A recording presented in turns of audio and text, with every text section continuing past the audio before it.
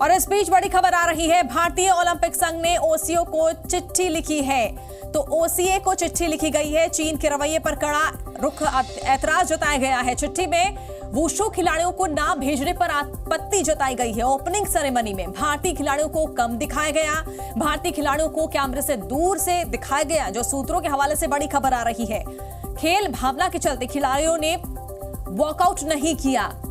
तो देखिए, चिट्ठी लिखने की बात यहां पर आ रही है। ओसीए को भारतीय ओलंपिक संघ ने चिट्ठी लिखी है और चीन के रवैये पर कड़ा ऐतराज जताया गया है। जिस तरह से जो भेदभाव यहां पर किया गया है भारतीय खिलाड़ियों के साथ, चिट्ठी में वुशु खिलाड़ियों को ना भेजने पर आपत्ति जताई गई है।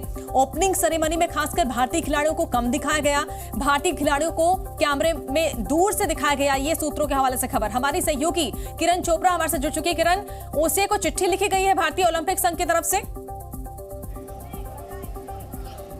जी बिल्कुल, और बहुत कड़ा ऐतराज़ जताया गया है। और मैं ये भी बता दूं कि कड़े शब्दों में ये चिट्ठी लिखी गई है, क्योंकि जिस तरह से भारतीय कंटिंजेंट जो यहाँ पर 655 खिलाड़ियों का दल यहाँ आया था, आपको याद ही होगा कि शुरुआत में आने से पहले ही 3 अरुणाचल की बेटियों को चीन ने वीज़ा नहीं दिया था, जिसके कारण वो वुशु के इवेंट में हिस्सा नहीं ले पाए और अभी तक वो भारत में ही मौजूद है, जबकि उनको चीन में आके कम्पीट करना चाहिए था, जहाँ की बाकी देशों के खिलाड़ी खेल रहे हैं।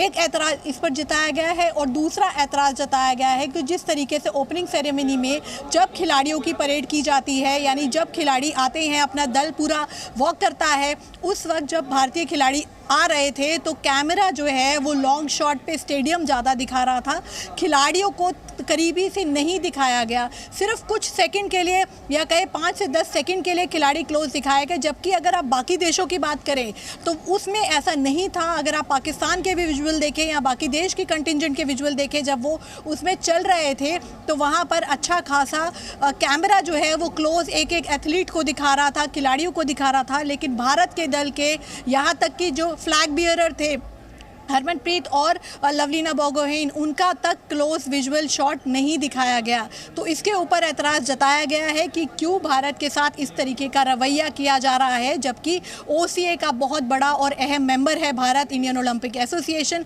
और यहाँ जब खेल भावना की बात सब करते हैं तो वो खेल भावना के साथ भारत के साथ ऐसा बर्ताव क्यों हो रहा है इस पर, क्योंकि ओलंपिक काउंसिल ऑफ एशिया ही वही ऑर्गेनाइजेशन है जिसके अंदर एशियन गेम्स कराए जाते हैं। चाल यहाँ पर चीन की कह सकते हैं। ऐसे बहुत बहुत शुक्रिया आपका तमाम जानकारी के लिए। और देखिए, इसी पूरे मामले को लेकर अब चिट्ठी लिखी गई है ओसीए को, और ऐसे में देखना ये कि क्या कोई यहाँ पर एक्शन लिया जाता है या नहीं।